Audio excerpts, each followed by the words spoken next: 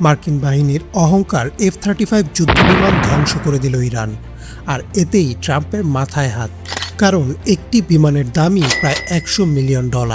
শুধু দামই যে সমস্যা তা না, এই বিমানকে বলা হয় সবচেয়ে অত্যাধুনিক স্টেলথ যুদ্ধবিমান, অর্থাৎ যে বিমান শত্রুর রাডারে ধরা পড়ে না।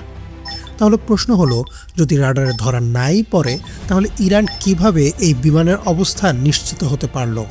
এর উত্তর খুবই সহজ এবং ব্রিলিয়েন্ট। যুক্তরাষ্ট্র তাদের বিমানকে রাডারের হাত থেকে অদৃশ্য করতে লাখ লাখ ডলার ব্যয় করেছে ঠিকই, কিন্তু বিমানের একটি জিনিস লুকানো প্রায় অসম্ভব: যুদ্ধবিমানের পিছন থেকে বের হওয়া আগুন ও উত্তপ্ত গ্যাস। আর ইরান এখানে বুদ্ধির খেলা দেখিয়েছে। তারা সরাসরি রাডারে বিমান না খুঁজে বিমানের ইঞ্জিনের হিট সিগনেচার বা তাপের কারণে সৃষ্ট চিহ্ন খুঁজতে থাকে। একসময় পেয়েও যায়।